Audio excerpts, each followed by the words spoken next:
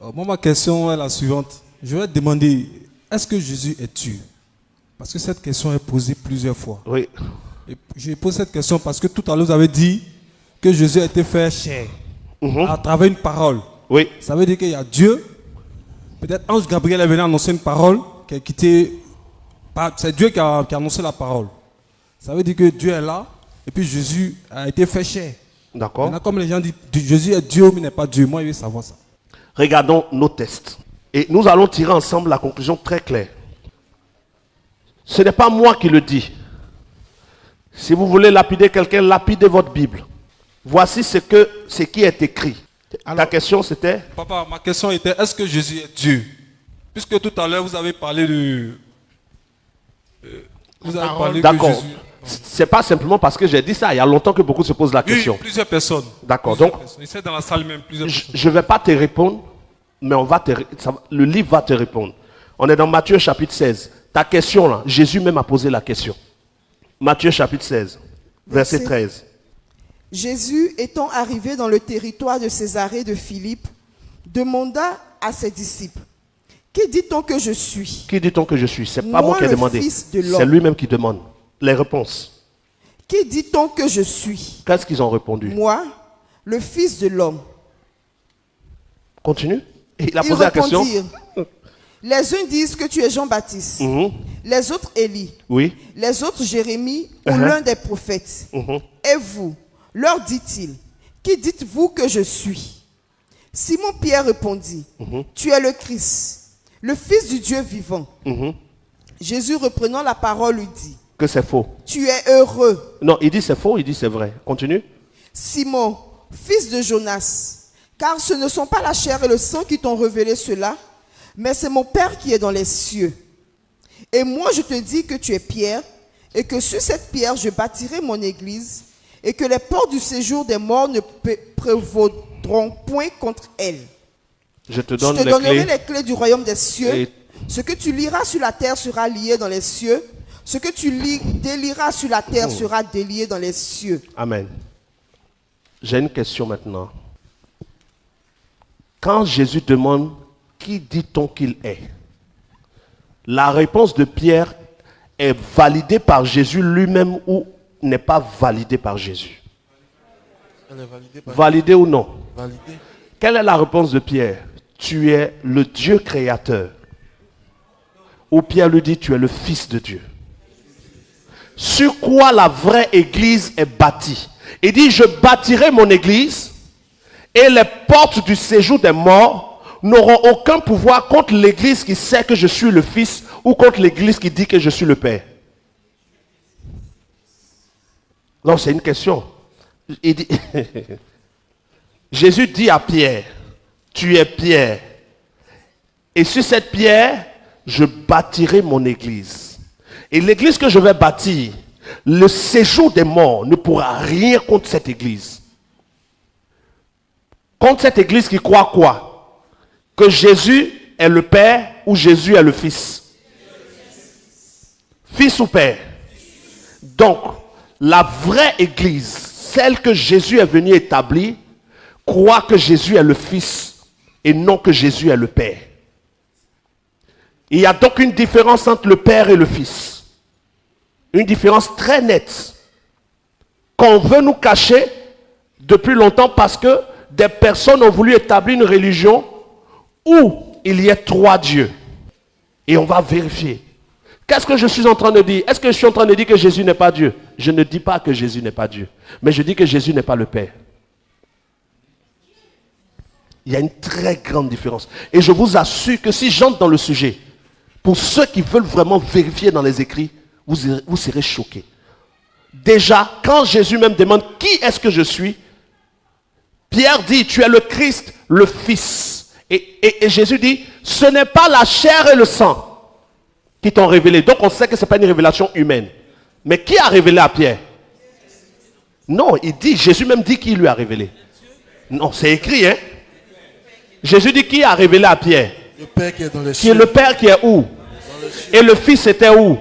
Sur la terre. Il y a une différence entre les deux. Jésus même dit, ce que toi Pierre tu viens de dire, ce n'est pas la chair et le sang qui t'ont révélé. Mais mon Père qui est dans les cieux est celui qui t'a révélé qui moi je suis. Donc il y a le Père dans les cieux. Et il y a Jésus sur terre qui est le Fils. Et ce que je suis en train de dire, comme on connaît bien les personnes qui ont peur de la vérité, parce que quand vous avez peur de la vérité, quand on touche quelque chose comme ça, d'autres se déconnectent, en même temps ils fuient. Il faut fuir. Forcer, ça va te rattraper un jour. La vérité s'affronte. Et si c'est un mensonge, celui qui est en nous est plus fort que celui qui est dans le monde. Donc si celui qui est en toi est plus vrai que moi, toi tu ne fuis pas, c'est moi qui dois fuir. Mais il dit, ce n'est pas la chair et le sang qui t'ont révélé cela, mais mon Père qui est dans les cieux. Est-ce que vous savez que même après sa résurrection, Jésus reste le Fils? Il ne devient pas le Père. Regardons. On était dans Éphésiens. Regardons Éphésiens. Regardez ce que Paul dit. Ce que chacun de tous les apôtres, ce qu'ils vont nous dire. Et puis on va vérifier. Éphésiens chapitre 1. Paul, apôtre de Jésus-Christ, par la volonté de Dieu, aux saints qui sont à Éphèse et aux fidèles en Jésus. Que la grâce et la paix vous soient données de la part de qui? De Dieu notre Père et du Seigneur Jésus-Christ. Quelle est la différence ici? C'est la même chose? On distingue qui? Dieu qui est notre Père et le Seigneur qui est Jésus. Béni soit qui? Béni soit Dieu le Père de notre le Seigneur. Le Père de notre Seigneur. Donc il y a le Père et puis il y a le Christ, le Fils. Qui nous a bénis. Qui nous a bénis? Dieu le Père. Dieu le Père nous a bénis. Donc il ne faut pas nous tromper. Le faux évangile, hier je vous ai dit qu'on va attraper le faux Christ. Le faux Christ qu'on a voulu nous donner est égal au Père. Le vrai Christ est resté le Fils. On nous a donné un évangile où Jésus est égal au Père. Les deux sont égaux. Et en les rendant égaux, ou en les rendant égales, je ne sais pas comment on m'a dit ça. Ah d'accord. En les rendant égaux, on a établi ce qu'on appelle une idolâtrie qui est installée dans le monde. Je vous explique. Regardez avec moi Éphésiens. Vous allez être choqués de quelque chose ici. Éphésiens chapitre 4. Verset 4.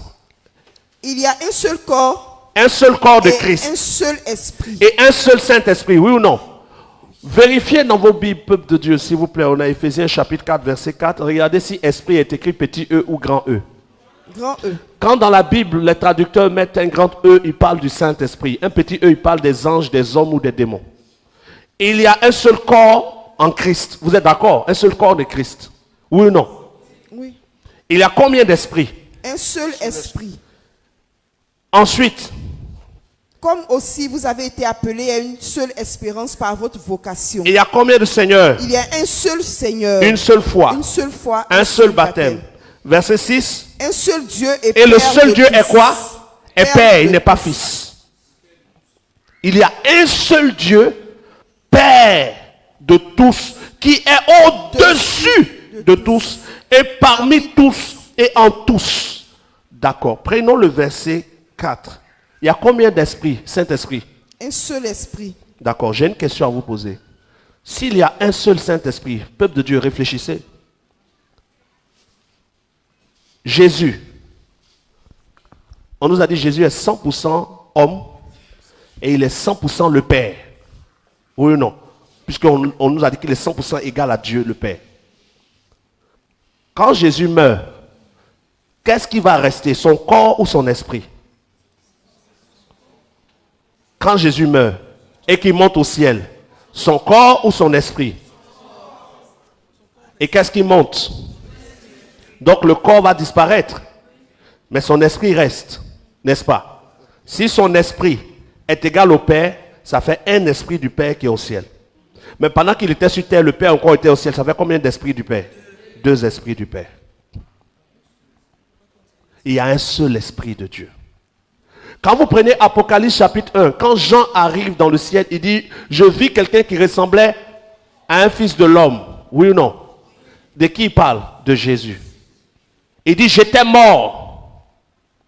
Et maintenant je vis. Apocalypse chapitre 1, regardez. Apocalypse, agitez-vous, ils sont très agités. Oui, oh, c'est ce que tu dis là. Ok, ne suivez pas. Agitez-vous sans moi. Apocalypse chapitre 1, verset 10. Je fus ravi en esprit au jour du Seigneur, et j'entendis derrière moi une voix forte comme le son d'une trompette, qui disait, ce que tu vois, écris-le dans un livre, envoie-le aux 7 églises. Verset 12, je me retournai pour connaître quelle était la voix qui me parlait, et après m'être retourné, je vis 7 chandeliers. Et au milieu des 7 chandeliers, qui? Quelqu'un qui ressemblait à un fils d'homme, vêtu d'une longue robe, et ayant une ceinture d'or sur la poitrine. Sa tête et ses cheveux étaient blancs comme neige, ainsi de suite, c'est ça, non? Oui. Quand je le vis, je tombais à ses pieds morts. Verset 17. De qui on parle ici? C'est Jésus. Verset 18, il dit, je suis le premier et le dernier et le vivant. J'étais mort. Et voici, je suis vivant au siècle des siècles. Je tiens les clés de la mort et du séjour des morts. Dites-moi la vérité, vous-même qui lisez ça. Il dit, je suis le premier et le dernier. Et quand vous lisez, vous savez que la Bible dit qu'il a été fait le premier-né. Il est appelé le premier-né. Et il est appelé le dernier Adam. Donc quand il dit le premier et le dernier, il parle de la révélation de qui il est. Il dit, j'étais mort. Donc même après sa résurrection, il reconnaît sa mort. Vous êtes d'accord avec moi? Oui. Dieu ne meurt pas. Dieu peut mourir. Le créateur du ciel et de la terre ne peut pas mourir. Mais même après sa mort, il confesse sa mort. Quels sont les êtres qui meurent? Les êtres humains. Et quand vous regardez dans le livre d'Éphésiens, regardons ensemble. Regardons à nouveau le verset 1 au verset 3. Paul, apôtre de Jésus-Christ par la volonté de Dieu, aux saints qui sont à Éphèse et aux fidèles en Jésus, que la grâce et la paix vous soient données de la part de notre Dieu, de Dieu notre Père et du Seigneur Jésus-Christ. Béni soit Dieu, le Père de notre Seigneur Jésus-Christ, qui nous a bénis de toutes sortes de bénédictions spirituelles dans les lieux célestes en Jésus. En lui, Dieu nous a élus avant la fondation du monde pour que nous soyons saints et irrépréhensibles devant lui. Nous ayant prédestinés dans son amour à être ses enfants d'adoption par Jésus-Christ, selon le bon plaisir de sa volonté. De la volonté de qui? Du Père. Du Père. Regardons dans Romains maintenant. Romains chapitre 8, verset 28 à 30. Nous savons du reste que toute chose concourt au bien de ceux qui aiment Dieu, D'accord? de ceux qui sont appelés selon son dessein. Mhm. Car ceux qu'il a connus d'avance, il les a aussi prédestinés à être semblables à l'image de son Fils. Ceux que Dieu a connus d'avance, il les a prédestinés à être semblables à qui? À l'image de son Fils. Donc être semblable à l'image de son Fils. Si Jésus est le Père, que nous sommes à l'image, le fait d'être à l'image nous rend des pères, nous sommes tous des dieux. Il ne nous a pas appelés à être semblables à son image, mais à l'image de son Fils. Pourquoi? Afin que son Fils fût le premier-né entre plusieurs frères. Donc que nous soyons tous pareils que lui. Mais Dieu ne donne sa gloire à aucun homme. Continue. Et ceux qu'il a prédestinés, il les a aussi appelés. Et ceux qu'il a appelés, il les a aussi justifiés et glorifiés. Donc nous sommes tous glorifiés. Et il a fait de nous des héritiers avec Christ. Nous sommes co-héritiers de Christ. À quel moment quelqu'un est héritier s'il n'est fils? Regardons encore. Dans le livre de Romains chapitre 1. Paul, serviteur de qui? Paul, serviteur de Jésus-Christ, appelé à être apôtre, mis à part pour annoncer l'évangile de Dieu. Mis à part pour annoncer l'évangile de Christ ou l'évangile de Dieu? L'évangile de Dieu. Mais serviteur de qui? Serviteur de Jésus-Christ. Qui avait été promis auparavant de la part de qui? De Dieu. Par ses prophètes dans les saintes écritures. Et qui? Concerne son fils né de la postérité de David selon la chair. Verset 4. Ce fils est? Et déclaré fils de Dieu avec puissance, selon l'esprit de sainteté. C'est selon l'esprit de sainteté qu'il est déclaré fils de Dieu. Par sa résurrection d'entre les morts, Jésus-Christ notre Seigneur. Donc, et qui concerne son fils né de la postérité de David, son fils est né selon quoi? C'est écrit selon la chair. Tu m'as formé un corps, né selon la chair. Et ce fils va être déclaré comment? Fils de Dieu. Avec puissance. Selon Selon quoi? Esprit le petit E ou grand Saint-Esprit. E? Grand E. À cause du Saint-Esprit, il va être déclaré fils de Dieu parce que tous ceux qui sont conduits par l'Esprit de Dieu sont fils de Dieu. Je ne sais pas si quelqu'un suit. Maintenant, touchons des points sur lesquels les gens vont vouloir s'appuyer pour s'agiter. Regardons par exemple Jean chapitre 14, qui est l'un des tests que les gens prennent pour vouloir nous enceintrer. Jean chapitre 14, verset 7. Si vous me connaissiez, vous connaîtriez aussi mon Père. Et dès maintenant, vous le connaissez et vous l'avez vu. Philippe lui dit, Seigneur, montre-nous le Père et cela nous suffit. Jésus lui dit, il y a si longtemps que je suis avec vous et tu ne m'as pas connu, Philippe. Donc, selon ce que Jésus vient de dire, c'est que Philippe dit de lui montrer le Père. Jésus dit, si tu m'as vu, tu as vu le Père. Donc, quelqu'un peut dire, Jésus est en train de dire qu'il est le Père. On est d'accord? Regardons la suite. Il y a si longtemps que je suis avec vous et tu ne m'as pas connu, Philippe. Celui qui m'a vu a vu le Père. Et comment dis-tu? Montre-nous le Père. Ne crois-tu pas que je suis dans le Père et que le Père est en moi? Les paroles que je vous dis, je ne les dis pas de moi-même. Et le Père qui demeure en moi, c'est lui qui fait les œuvres. Croyez-moi, je suis dans le Père et le Père est en moi. Croyez du moins à cause de ses œuvres. Ok. Reprends la partie où Philippe lui dit qu'il veut voir le Père. Philippe lui dit, Seigneur, montre-nous le Père, et cela nous suffit. Jésus lui dit, il y a si longtemps que je suis avec vous, et tu ne m'as pas connu, Philippe. Celui qui m'a vu a vu le Père. Comment dis-tu? Montre-nous le Père. Ne crois-tu pas que je suis dans le Père et que le Père est en moi? Les paroles que je vous dis, je ne les dis pas de moi-même. Et le Père qui demeure en moi, c'est lui qui fait les œuvres. Croyez-moi, je suis dans le Père et le Père est en moi. Croyez du moins à cause de ses œuvres. Ok. Donc Jésus dit, quand Philippe lui dit, montre-nous le Père, il dit, il y a si longtemps que je suis avec vous et tu ne m'as pas vu. Celui qui m'a vu a vu le Père. Nous sommes dans Jean chapitre 14. Allons dans Jean chapitre 5. Jean chapitre 5 vient avant 14, non? Vous êtes d'accord avec moi? Jean chapitre 5, commençons au verset 35. Jean était la lampe qui brûle et qui luit.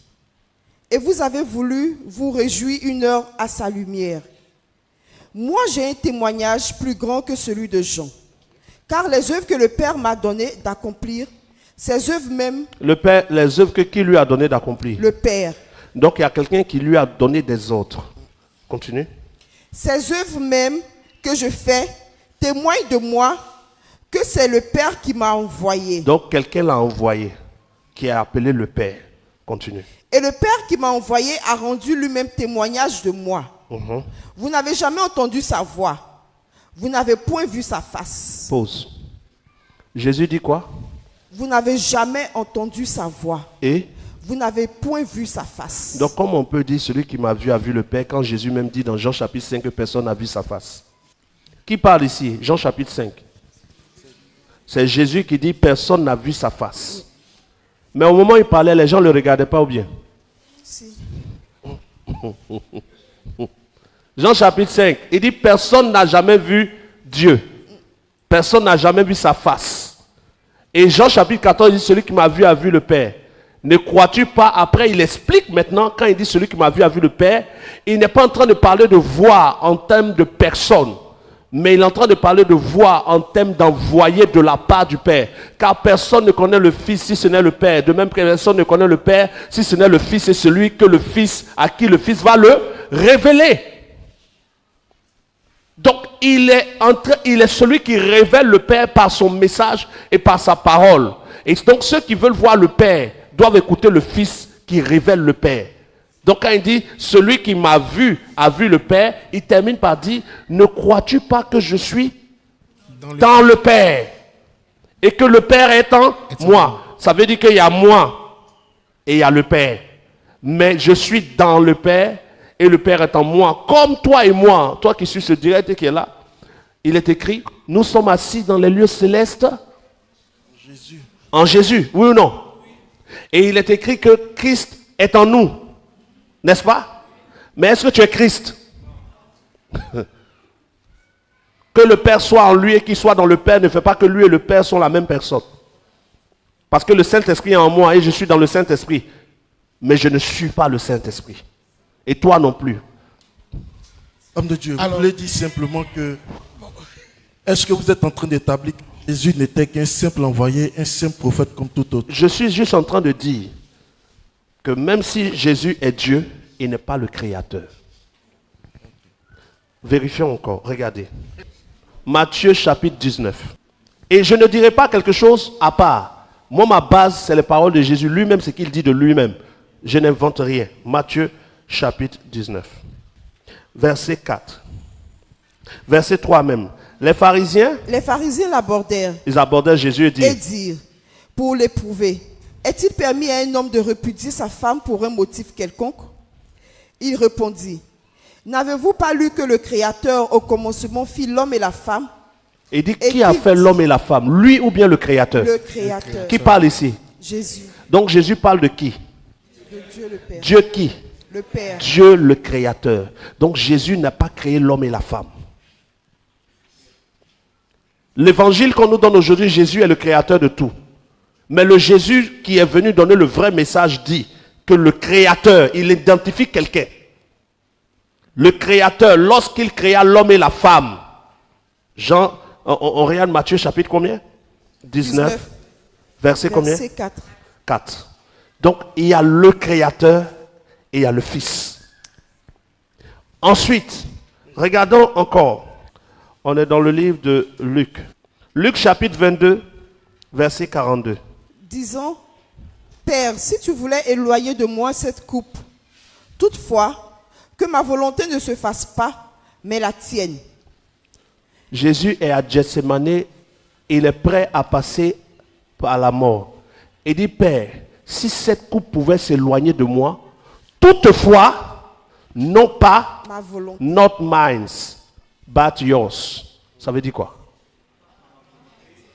Donc il y a ma volonté et il y a ta volonté. Il y a combien de personnes quand il y a deux volontés? On nous a dit le Père, le Fils et le Saint-Esprit sont un. Et si le Père et le Fils et le Saint-Esprit sont un, la volonté du Père doit être la volonté du Fils qui doit être la volonté du Saint-Esprit. Mais à Gethsémani, on se rend compte qu'il y a la volonté du Fils et puis il y a la volonté du Père. Il dit toutefois pas ma volonté, mais ta volonté. Ça doit parler à quelqu'un. Donc, nous comprenons que Dieu envoie son Fils. Car Dieu a tant aimé le monde que Dieu est venu. Qu'il a donné son Fils. Mon fils Yoram n'est pas le prophète Guillaume Kofi. Mon fils Ivan n'est pas le prophète Guillaume Kofi. Mes fils sont mes fils et je reste le père. Et pour des siècles, même s'ils me dépassent en taille demain, ils resteront des fils grands, mais ils ne deviendront pas les pères du père, ni l'égal de leur père. Et NB, pour ceux qui suivent, qui disent blasphème là, un blasphème c'est de dire quelque chose qui rabaisse Dieu. Oh là, je l'élève. Deuxièmement, dit que Jésus n'est pas le Père, n'envoie pas à l'enfer. Aucune parole ne condamne quelqu'un qui dit que Jésus n'est pas le Père. Ça n'existe pas dans la Bible. Jésus ne s'est jamais fait passer pour le Père et il n'est pas le Père. Vérifions encore. Philippiens chapitre 2, à partir du verset 5. Ne vous fatiguez pas pour m'insulter. Un prophète ne cherche pas d'amis. Philippiens chapitre 2, verset 5. Ayez en vous les sentiments qui étaient en Jésus-Christ. Les sentiments qui étaient en qui? En Jésus. D'accord, quels sont les sentiments en Jésus? Vous qui dites que vous suivez Jésus, mais vous n'êtes même pas avec le vrai Jésus. Le vrai Jésus n'est pas le Père. Le faux Jésus est égal au Père. Et on va voir d'autres tests. lequel existant en forme de Dieu. Il n'est pas dit lequel étant le Père, existant en forme de Dieu. Je vous ai dit que je ne dis pas que Jésus n'est pas Dieu, mais je dis qu'il n'est pas le Père. Il existe en forme de Dieu. N'a point regardé comme une proie arrachée À être, égale avec Dieu. il ne cherche pas à être égal avec Dieu. Votre Jésus qui est égal au Père là, le vrai Jésus ne cherche pas à être égal au Père. Continue. Mais s'est dépouillé lui-même Il s'est dépouillé lui-même. en prenant une forme de serviteur, en devenant semblable aux hommes Oui, et ayant paru comme un simple homme. d'accord. Continue. Il s'est humilié lui-même, Uh-huh. se rendant obéissant Il jusqu'à sera la mort. obéissant jusqu'à la mort. Obéissant à qui? Au Père à qui il ne cherche pas à être Égal. égal. Donc le vrai Jésus n'a jamais cherché à être égal au Père. Mais l'évangile d'aujourd'hui nous font que le Père, le Fils est égal au Père. Qui est très faux, c'est le faux Jésus. Continue. C'est pourquoi C'est pourquoi aussi Dieu l'a souverainement élevé quelqu'un va l'élever souverainement. et lui a donné le nom qui est au-dessus de tout nom. Qui donne le nom à Jésus, qui est au-dessus de tout nom. C'est Dieu. Mais si les deux sont égaux, qui élève qui? Car sans contredit, selon le livre d'Hébreux chapitre 7, c'est le supérieur qui élève l'inférieur. C'est le supérieur. Vérifions Hébreux. Hébreux chapitre 7, verset 7. Notez, Hébreux chapitre 7, verset 7. Il est dit qu'il a été obéissant jusqu'à la mort, oui ou non? Et que qui va l'élever? Dieu. Qui est ce Dieu? On est venu chercher ce Dieu-là, c'est lui on cherche. Le vrai Dieu est le Père de Jésus. C'est lui que nous on cherche, c'est lui là qui sauve. Jésus n'est pas ressuscité par sa propre puissance. Il a été ressuscité par le vrai Dieu. Je vais vous montrer tous les tests. On nous a donné Jésus qui est égal au Père. Mais le vrai Jésus n'a point regardé à être égal au Père. Comment lui-même il n'a pas regardé à être égal au Père et vous le mettez comme le Père? Continue. Hébreux chapitre 7, verset 7. Or, c'est sans Or, c'est contredit sans contredit. l'inférieur qui est béni par le supérieur. C'est l'inférieur. Qui est béni par le supérieur. Donc, celui qui lui donne le nom au-dessus de tout nom est au-dessus de lui ou en bas de lui. Au-dessus de lui. Donc, qu'est-ce que vous établissez? On nous a donné un évangile qui est faux. On nous a plongé. Pourquoi est-ce qu'on nous a donné le Fils égal au Père?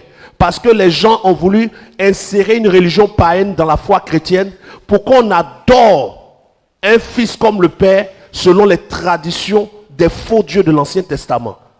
Et après, si on me pose des questions dessus, je vais développer pour vous montrer qui a fait ça.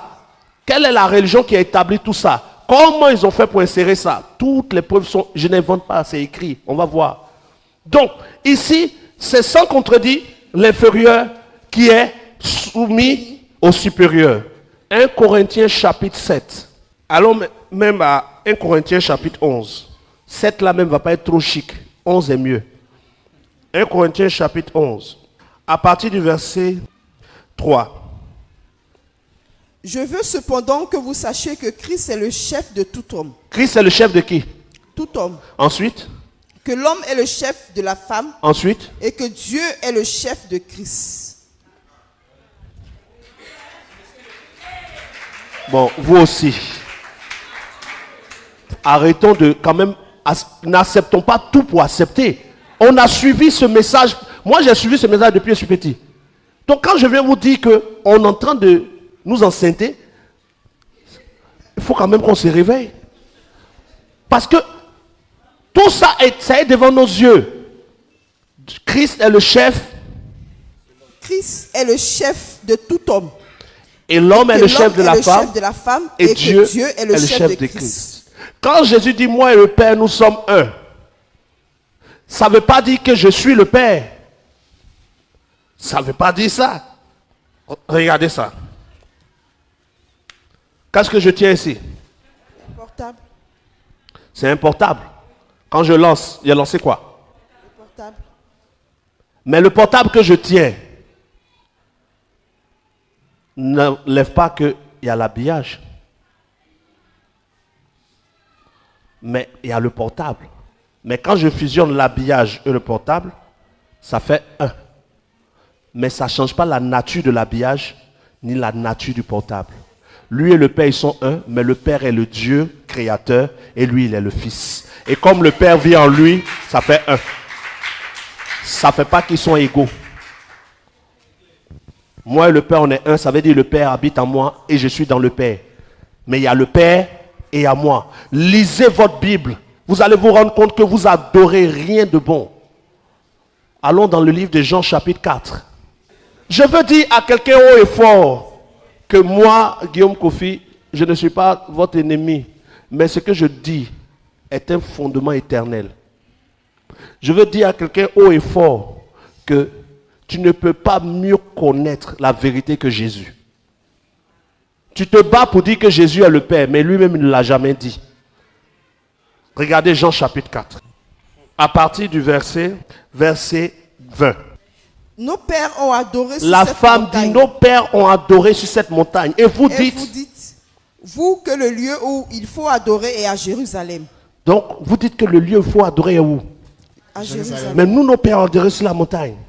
Maintenant, Jésus va lui répondre comme il répond à tous ceux qui Femme, sont ici. Femme lui dit, Jésus, crois-moi. crois-moi, l'heure vient où ce ne sera ni sur cette montagne, ni à Jérusalem que vous adorerez le Père. Que vous adorerez qui? Le Père. On n'adore pas le Fils. Combien de chansons pour adorer Jésus on a créé? L'heure vient. Il dit, où le lieu, continue, ça Lui ne dit sera ni Jésus. sur cette Voilà. montagne, ni à Jérusalem que vous adorerez adorerez. le Père. Qui parle? C'est Jésus. Le chrétien n'est-il pas le disciple de Jésus? Si Jésus dit qu'on doit adorer le Père, toi tu adores le Fils pour faire quoi? Question. Le verset 22. Vous adorez ce que vous, Vous ne adorez connaissez ce pas. que vous ne connaissez pas. Nous, Nous adorons ce que nous connaissons, car, car le salut vient des Juifs. verset 23. Mais l'heure vient, Mhm. et elle est déjà venue, Où les vrais Adorons adorateurs adoreront le Père en esprit et en vérité. Car, Ce sont là les adorateurs que le Père demande. verset 24. Dieu est esprit, Dieu n'est pas cher. et il faut que ceux qui l'adorent en esprit et en vérité. Jésus demande d'adorer qui? Dieu, Dieu qui? le Père. Jésus qui parle ne dit pas adorez-moi. Il dit l'heure vient où les vrais adorateurs adoreront le Père et non le Fils. Mais dans nos églises, on adore qui? À un moment, il faut se réveiller. Le Fils n'a jamais demandé à être adoré. Mais on nous a donné un évangile où le Fils est égal au Père et le Fils est chanté. Le Fils est adoré. Regardons dans Matthieu chapitre 4, quand Jésus parle à Satan. Matthieu chapitre 4. Verset 1. Alors Jésus alla au désert de lui-même.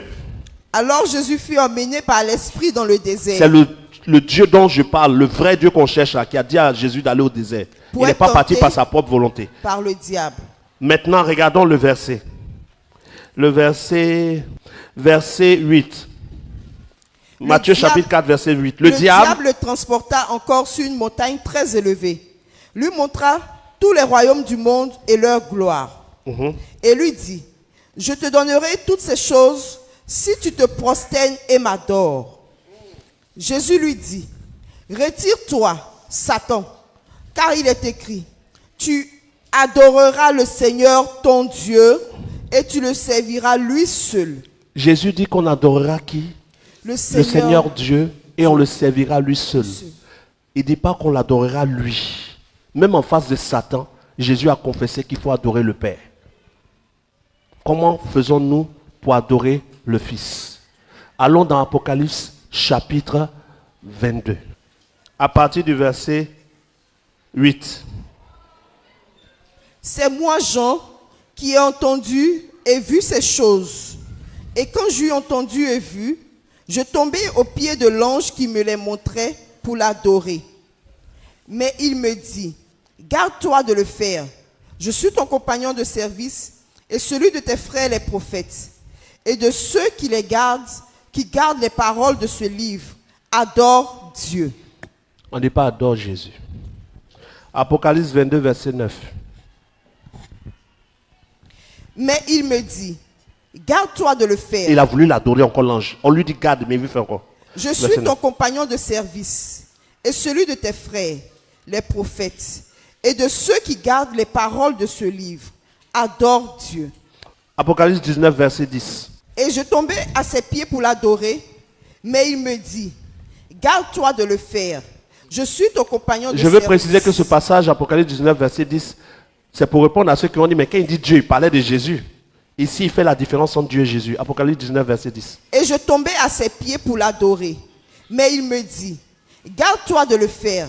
Je suis ton compagnon de service et celui de tes frères qui ont le témoignage de Jésus. Son nom est sorti. Donc, il y a le témoignage de Jésus. Ensuite, Adore Dieu. à part. Aucun ange n'a demandé à un homme d'adorer Jésus. Adore Dieu. Et Jésus lui-même dit, Car le l'heure témoignage. vient et c'est maintenant les vrais adorateurs adoreront le Père. Il précise en esprit et en vérité. Regardons le livre de Corinthiens. 1 Corinthiens, chapitre 15, verset 27. Dieu, en effet, a tout mis sous ses pieds. A tout mis sous ses pieds. Mais lorsqu'il dit que tout lui a été soumis, il est évident que celui qui lui a soumis toutes choses est accepté. Ça veut dire quoi?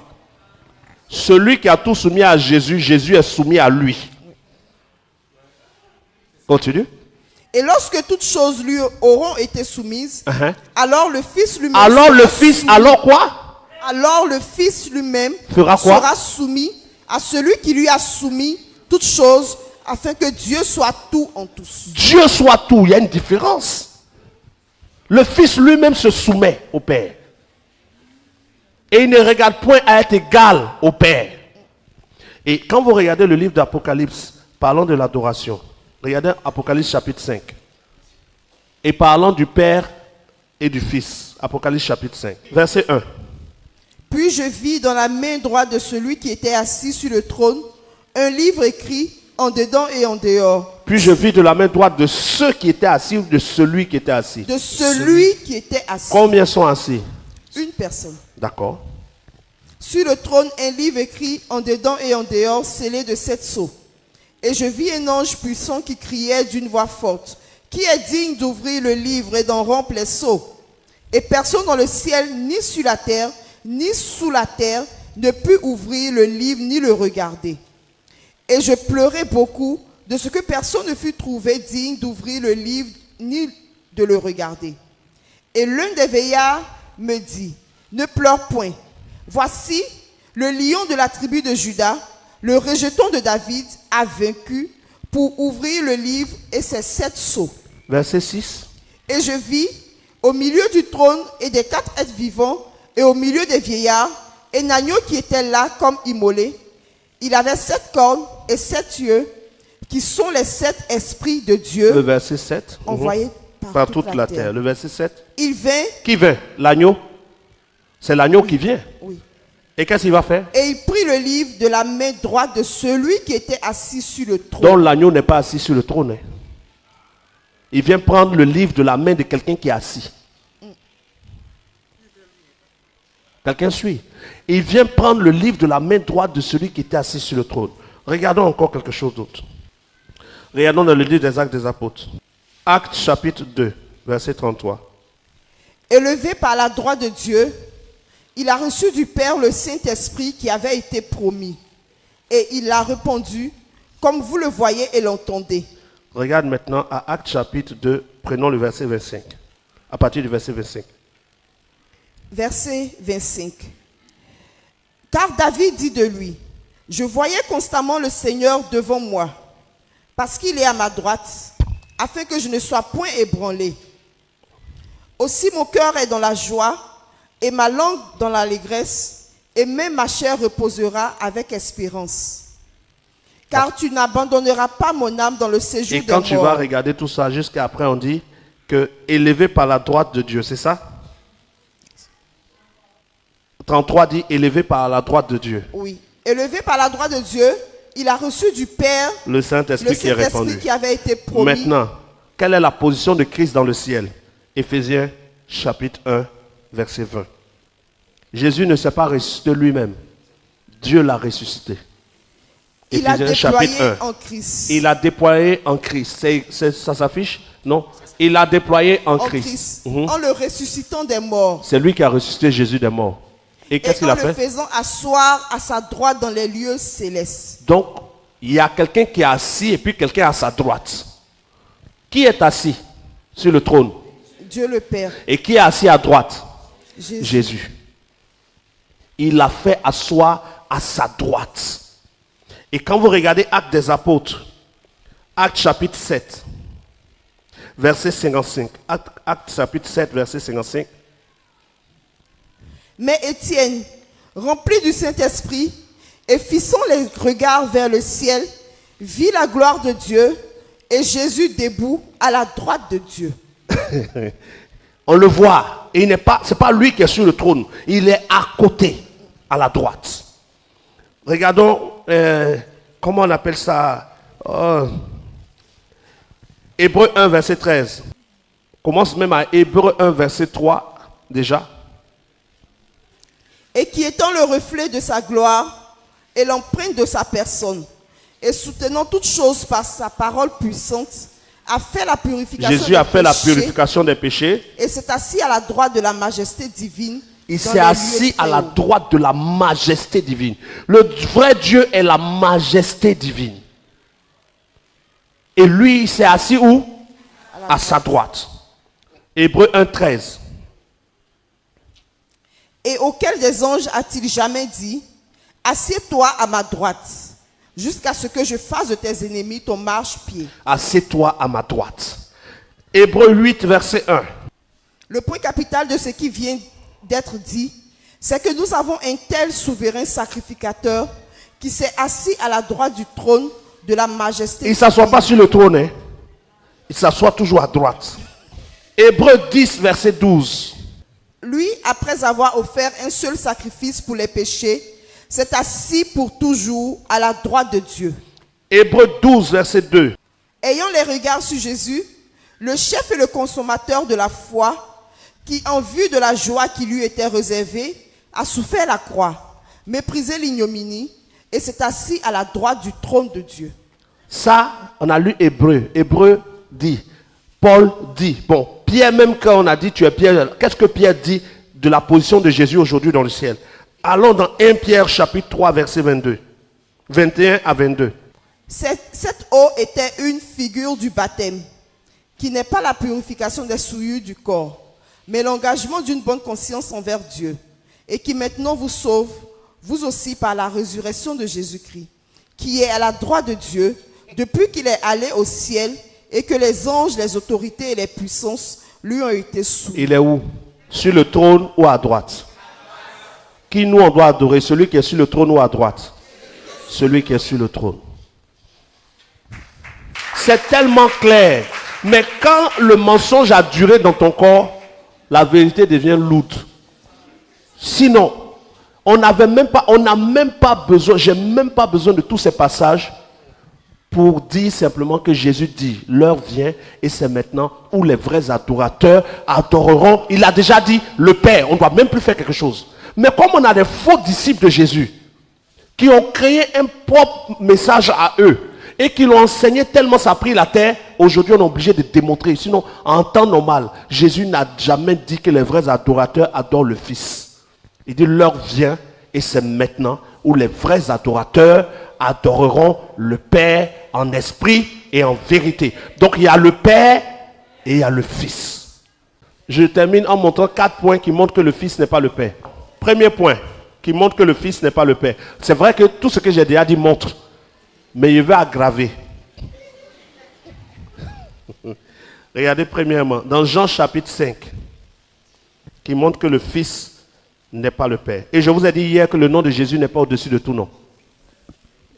Je vais vous montrer ça aussi. Jean chapitre 5. Verset. Regardons ensemble. Verset 19. Jean chapitre 5, verset 19. Jésus reprit donc la parole et leur dit, Qu'est-ce que Jésus va nous dire? en vérité, je vous le dis. Il a dit en vérité, en vérité. Déjà, donc, ce qu'il va dire est important. Le Fils ne peut rien faire de lui-même. Il ne fait que ce qu'il voit faire au Père. Donc, le Fils ne fait rien. De lui-même. Il ne fait que ce que le Père fait. Oui. Continue. Et tout ce que le Père fait, le Fils aussi le fait pareillement. Pourquoi le Fils fait ce que le Père fait? Continue. Car le Père aime le Fils et lui montre tout ce qu'il fait. C'est le Père qui lui montre. Et C'est moi, il lui- monte à Yoram.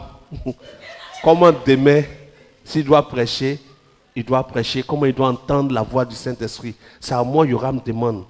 Donc, papa, quand on dit prier, c'est quoi? Et puis je lui explique.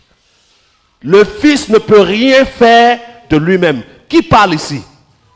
Jésus dit que lui-même, il ne peut rien faire de lui-même. Arrêtez ça. Qu'est-ce qui fait qu'on détermine que quelqu'un est Dieu? C'est le fait que Dieu est omnipotent. Il peut tout. Jésus ne pouvait pas tout.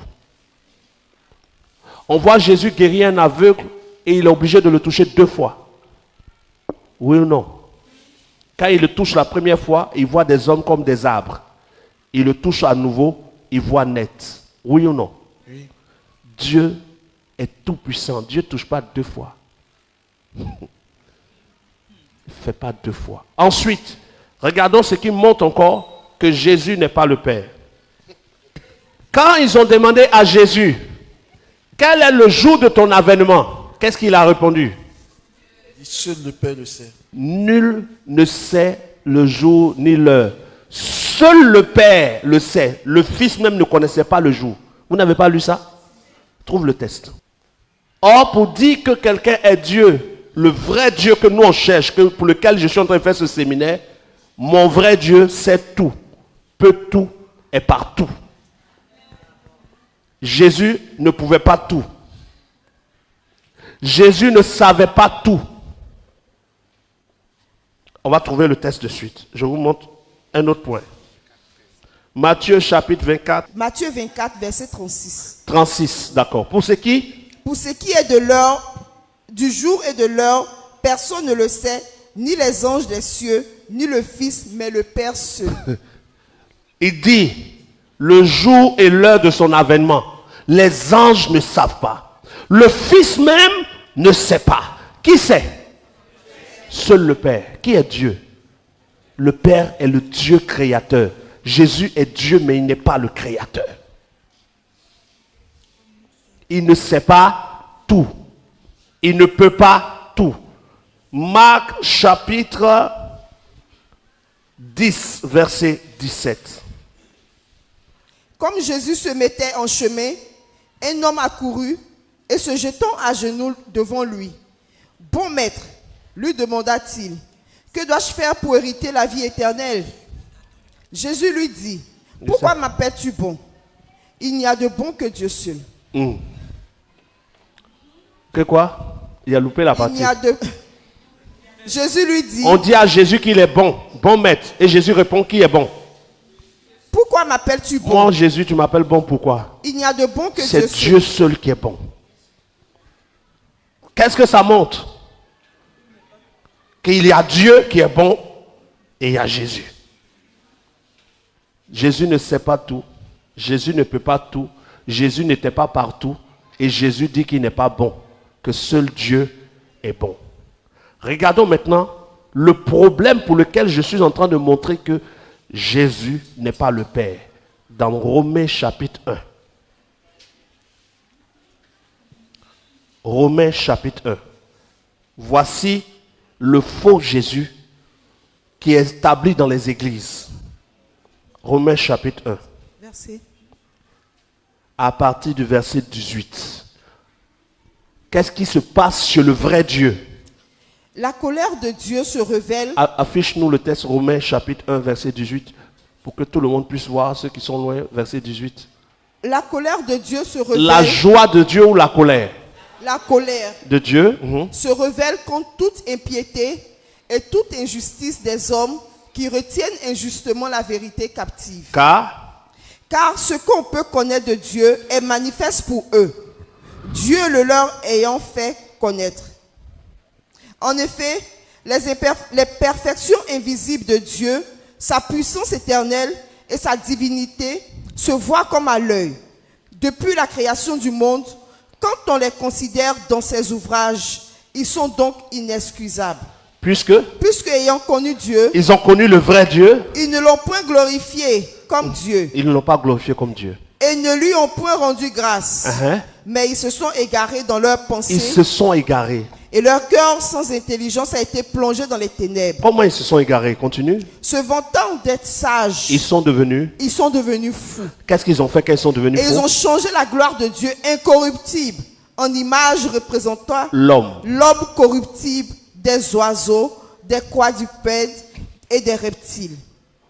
C'est pourquoi Dieu les a livrés à l'impureté Dieu les a rejetés. selon les convoitises de leur cœur, Eux qui ont fait quoi? en sorte qu'ils déshonorent eux-mêmes leur propre corps. Eux qui ont changé la vérité de Dieu en mensonge, En mensonge. Et qui ont adoré et servi la créature au lieu du Créateur. ils adorent la créature au lieu du Créateur. Jésus dit, ne savez-vous pas que le Créateur au commencement créa l'homme et la femme?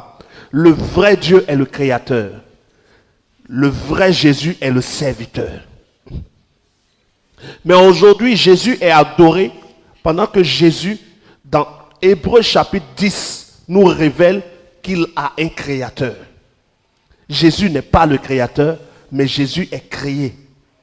Au même niveau, au même titre que Gabriel, que Michael, que tous ceux-là. Regardons Hébreux chapitre 10. Si Jésus est créé ou s'il est le créateur. Hébreux chapitre 10, verset 5 C'est pourquoi à Christ, 7. c'est pourquoi Christ entrant dans le monde dit, tu n'as voulu ni sacrifice ni offrande, mais tu m'as formé un corps. Tu m'as créé un corps. Continue. Tu n'as agréé ni holocauste ni sacrifice pour le péché. Alors j'ai dit, voici, je viens. Dans le rouleau du livre, il est question de moi, pour faire, ô Dieu, ta volonté. Il dit, je viens pour faire, oh Dieu, ta volonté. Vous aussi. On a adoré la créature au lieu du Créateur. Les églises sont remplies de plus d'adoration à Jésus qu'au Père. Pendant que le vrai Jésus ne nous demande pas d'adorer Jésus, le vrai Jésus nous demande d'adorer le Père. Mais toutes les communautés adorent aujourd'hui Jésus. Et on adore quoi de Jésus? Le nom de Jésus. Pourtant, le nom de Jésus n'est pas au-dessus de tout nom. Vérifions si le nom de Jésus est au-dessus de tout nom. Allons dans le livre de Philippiens, chapitre 2, verset 5. Vérifions si Jésus a le nom au-dessus de tout nom. Ayez en vous les sentiments qui étaient en Jésus-Christ, D'accord? lequel existant en forme de Dieu, n'a point regardé comme une proie arrachée d'être égal avec Dieu. Déjà, même la partie là même doit faire que quelqu'un se taise. Jésus ne cherche pas, le vrai Jésus n'a jamais cherché à être égal À Dieu. à Dieu. Comment vous faites que le Père et le Fils sont devenus un? Pendant que le Fils même n'a jamais cherché à être égal. Mais vous adorez Jésus égal au Père qui est le faux Jésus. Continue. Mais s'est dépouillé lui-même en prenant une forme de serviteur, en devenant semblable aux hommes et ayant paru comme un simple homme. Il s'est humilié lui-même, Vérifiez les commentaires. se rendant obéissant les jusqu'à la commentaires, mort, pas le truc, oui. même jusqu'à la mort de la croix.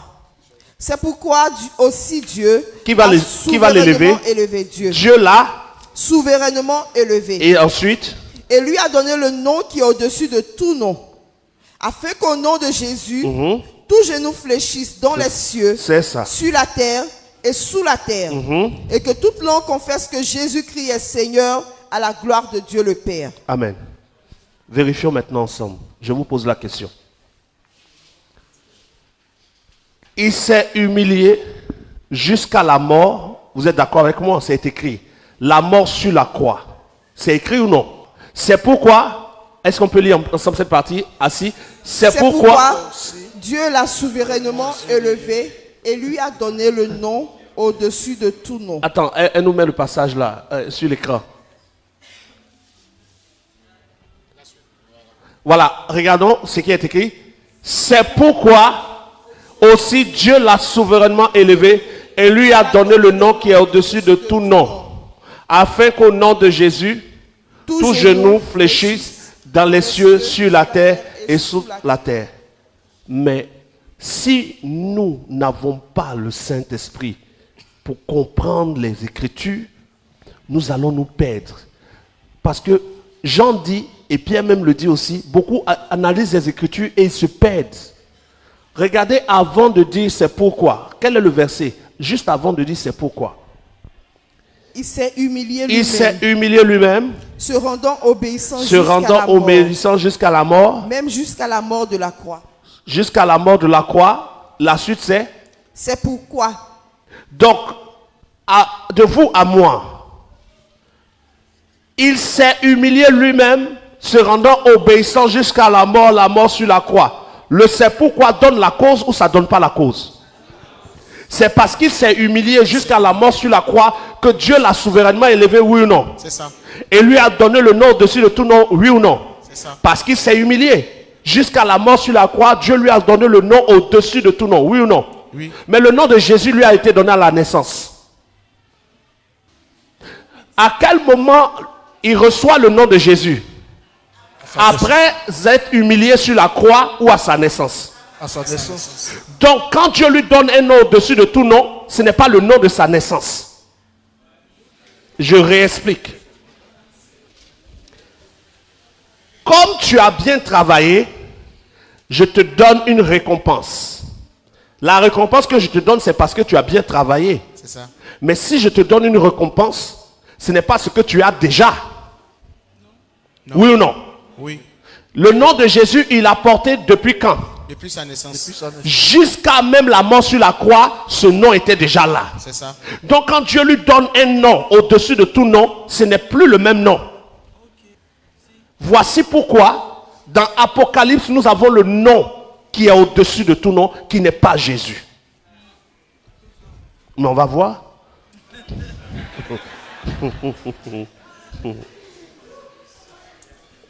Regardons l'Apocalypse 19, verset 11. Apocalypse chapitre 19, verset 11. Puis je vis le ciel ouvert, et voici, parut un cheval blanc. Celui qui le montait s'appelle fidèle et véritable, et il juge et combat avec justice. Ses yeux étaient comme une flamme de feu, sur sa tête étaient plusieurs diadèmes. Il y avait un nom que personne ne connaît. Il faut lire ce qui est là. Il y avait un nom écrit. Pas il y avait. Il avait, pardon. Il avait un nom écrit que personne ne connaît, Si si ce n'est lui-même.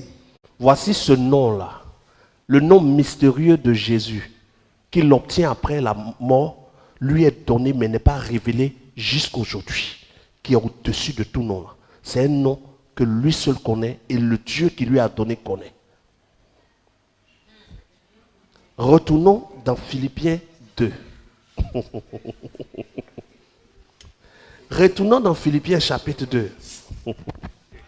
C'est pourquoi aussi Dieu l'a souverainement élevé Et lui a donné. et lui a donné le nom qui est au-dessus de tout nom. À quel moment on lui donne le nom au-dessus de tout nom? Quand on... Après qu'il soit mort et ressuscité. Vous êtes d'accord? Mais le nom de Jésus, il a reçu à quel moment? À la naissance. Donc il y a le nom de sa naissance que tout le monde connaît. Et il y a le nom qu'il reçoit au-dessus de tout nom, qui est le nom mystérieux selon Apocalypse chapitre 19. Maintenant de vous à moi. Si c'était le nom de Jésus, qui était le nom au-dessus de tout nom, on est foutu. Pourquoi? Parce que le nom de Jésus, qu'on a traduit en français, est le nom de Jéhoshua ou de Yeshua. Ça dépend de que tu sois en araméen ou en hébreu. Yehoshua ou Yeshua, qui est traduit par Jésus. Mais Yehoshua ou Yeshua a une racine qui vient de Josué, qui veut dire aussi Dieu sauve. Donc Jésus et Josué ont la même racine. Et donc c'est ce nom-là qu'on traduit en français par Jésus. Mais de vous à moi, quand Jésus est né, quand le Messie est né, était-il le premier à porter le nom de Josué ou de Jésus? Il y a des gens qui s'appelaient déjà comme ça. Donc si ce nom est au-dessus de tout nom, tous ceux qui ont son nom ont un nom au-dessus de tout nom. Homme de Dieu, reprenez la phrase, s'il vous plaît. Si le nom de Phoba est au-dessus de tout nom, tous ceux qui s'appellent Phoba ont un nom au-dessus de tout nom. Or, le nom de Jésus qui lui est donné à sa naissance n'est pas un nom unique. C'est un nom que d'autres portaient avant lui. Donc si c'est ce nom qui est au-dessus de tout nom, tous ceux qui vont s'appeler comme ça Il suffit de les appeler, on a dit le nom au-dessus. Non, il reçoit un nom mystérieux que personne ne connaît après être mort. Ce nom est écrit dans Apocalypse chapitre 19. Le nom au-dessus de tout nom. Et maintenant, quand vous regardez Actes chapitre 19, les fils de Séva vont vouloir chasser un démon. Ils disent, au nom de Jésus que Paul prêche, sors. Le démon dit, je connais Jésus. Je connais Paul, mais vous êtes qui on les frappe. Les démons ne se mettent pas à genoux. Mais le nom mystérieux de Jésus qu'il a reçu après sa mort et sa résurrection, si quelqu'un connaît ce nom et qu'il le prononce, tout genou fléchit sans contester. Or, aujourd'hui, dans les églises, les gens disent au nom de Jésus, puis les démons disent, tu m'emmènes. Parce que le nom de Jésus est le nom qui nous donne de connaître le Messie. Mais le nom au-dessus de tout nom n'a pas encore été révélé à quelqu'un parce que c'est un nom mystérieux. Et quand il m'a révélé la vérité et que Jésus lui-même atteste de la vérité, je ne vais pas rejeter la vérité. Jésus ne m'a jamais demandé les vrais. Il dit, aucun disciple n'est plus que son maître. Tout disciple sera comme son maître. Yes. Qui est-ce que Jésus priait? Il dit, quand vous priez, dites notre Père. Il n'a pas dit, dites notre Fils. Non. Ou dites Jésus. Non. Il dit, priez le Père. Adorez le Père. Un vrai disciple de Jésus suit les enseignements de Jésus. Un vrai disciple des catholiques, des assemblées de Dieu, des baptistes, suit les enseignements des baptistes, des catholiques, des assemblées de Dieu. Nous, on ne cherche pas à être une religion. On veut suivre le véritable message.